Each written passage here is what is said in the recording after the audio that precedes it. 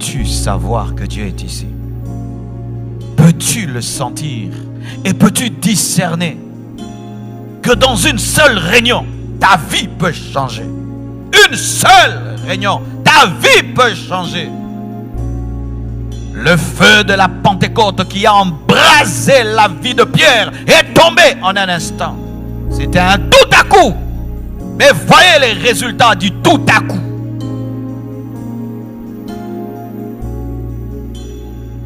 Voyez le résultat de ce tout à coup. Ils avaient soif, ils avaient soif, ils avaient soif. Et tout d'un coup, le feu est tombé sur eux. Et plus jamais ils n'ont été les mêmes. Mes frères, nous sommes en train de parler du réveil de Boston.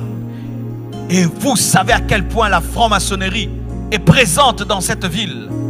Comment pensez-vous que vous pouvez influencer cette nation sans être embrasé par le feu du Saint-Esprit? C'est impossible. Jésus n'a pas envoyé des religieux gagner les extrémités de la terre. Il a envoyé des hommes embrasés, des hommes enflammés, des hommes revêtus de puissance. Mais ces hommes avaient payé le prix de la chambre haute. Ils avaient payé le prix de la chambre haute. J'aimerais un peu te parler de la chambre haute. Des fois que vous nous voyez ici, c'est beau, il y a des lumières. Mais si je te raconte mes journées, si je te racontais mes journées, si je te raconte ma vie, je passe ma vie dans une chambre. Boston, je n'ai pas le temps de voir. Je verrai Boston lundi et mardi. Et peut-être même pas s'il y a trop de gens pour qui je dois prier. Je vis dans une chambre et je prêche dans une chambre. Je prêche dans une chambre. Le prix à payer. Le prix à payer. Le médecin qui opère les cerveaux, le prix qu'il paye pour être capable de sauver les hommes. Il fait des études de 10 ans, de 12 ans. Et il est tout le temps assis, on l'enseigne. Pendant que ses amis jouent, il est en train d'apprendre. Et demain, il peut opérer ton cerveau et te guérir d'un cancer. Vous voulez ou vous ne voulez pas. Les choses de Dieu, ce ne sont pas des jeux, mes frères. Veux-tu cette vie? Voulez-vous vraiment bouleverser cette ville? Vous devez vous enfermer. Vous devez rater des choses. Pendant que les autres s'amusent, vous devez être à genoux. Pendant que les autres font ce qu'ils veulent, vous devez mourir à cela, afin de donner la vie aux autres. Si vous n'êtes pas prêt à payer ce prix, vous êtes en train de vous amuser à venir à l'église sans comprendre les enjeux. Vous devez vivre à genoux, vivre à genoux, vivre enfermé, jusqu'à ce que le déclic aura lieu. Car si vous ne payez pas le prix, sachez que les occultistes payent le prix. Certains ont offert leurs femmes, ont offert leurs enfants pour que Satan vienne régner dans la ville. Ils ont donné ce qu'ils avaient de précieux. Ils ont accepté que tous leurs enfants meurent. Ils ont fait des sacrifices humains. Ils ont donné de leur sang. Certains devaient vivre jusqu'à 70 ans. Ont accepté de mourir à 30 ans pour que seulement Satan passe par eux. Ils ont fait des sacrifices donnant leur vie. Certains ont fait des pactes avec le diable. Ils ne peuvent pas regarder derrière eux. Certains ont fait des pactes avec le diable. Ce sont des serpents qui les apparaissent. Certains ont fait des pactes avec le diable. Ils n'ont pas le droit de dormir. Certains ont fait des pactes avec le diable qui ne peuvent dormir dans une maison. Il faut entendre les pactes qu'ils acceptent. Mais les chrétiens, Dieu vous demande de jeûner. Il vous demande de vous agenouiller. Il vous demande de vous enfermer. Il vous demande de passer du temps avec lui. Mais vous ne voulez pas. Mais vous pensez que Dieu vous utilisera.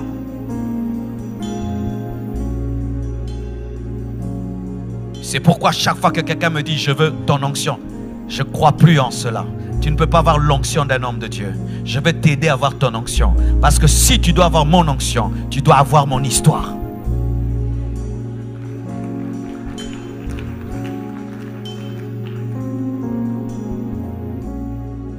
Vie comblée, compassion, ça va. Ce sont des noms que nous donnons. Mais tous nous devons payer le même prix. Vous voulez cette ville? Vous devez aller la prendre. Vous devez aller la chercher au sommet de la montagne. Vous devez vous consacrer.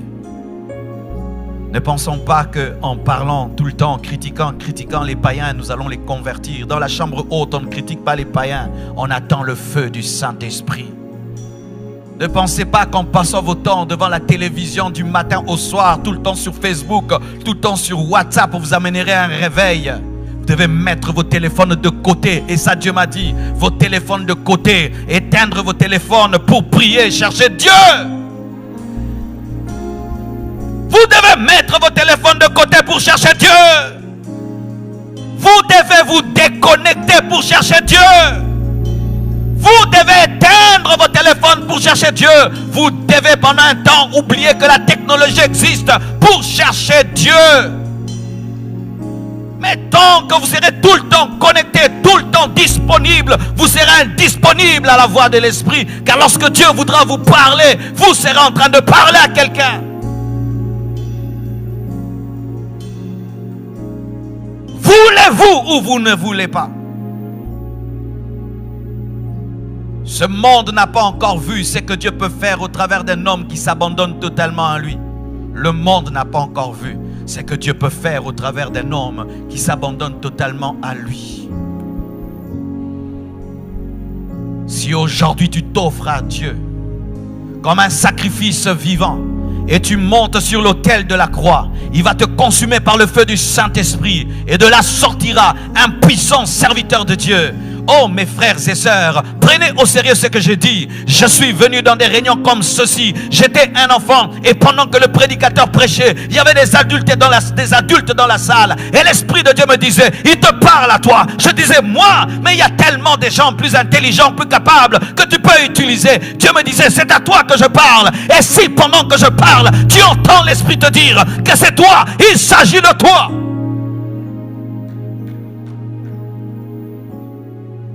À quoi ça nous sert de dépenser autant d'argent, de louer tout ceci, cette salle, et de dépenser en hôtel, en avion, en cela, pour vous faire plaisir et vous divertir?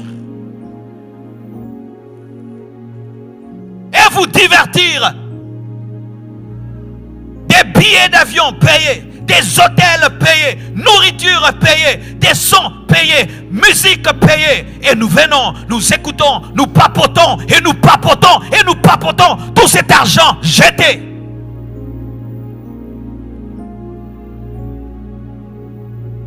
Si cette conférence n'engendre pas, ne fût-ce qu'un homme embrasé, nous avons échoué. Il fallait que je reste au Congo. Il fallait que je reste au Congo. Il fallait que je reste au Congo. Un jour, notre pasteur nous a chassés. Et Dieu soit béni pour ce qu'il avait fait. Il nous enseignait. Et nous, on trouvait que c'était normal qu'il puisse nous enseigner et nous enseigner. Et un jour, il nous pose la question sur ce qu'il avait enseigné hier. Et personne n'était capable de lui dire ce qu'il avait enseigné. Il nous a dit, levez-vous, je perds mon temps, rentrez chez vous. On pensait que c'était de la blague. Il nous avait chassés. Et nous sommes rentrés. Et on a dit, il a raison. Comment nous sommes incapables de nous rappeler ce qu'on nous a enseigné hier? Est-ce que vous vous rappelez ce que j'ai enseigné hier? Est-ce que vous vous rappelez ce que j'ai enseigné le premier jour? Est-ce que vous vous rappelez ce que le pasteur Samuel a enseigné? Ce que le pasteur Grégory a enseigné? Tous ces temps passés dans la prière. Est-ce que vous vous rappelez de cela? Et il nous a chassés. Et quand nous sommes rentrés, on a fait une réunion, on a dit, c'est vrai, nous ne prenons pas au sérieux notre formation. Désormais, nous changeons.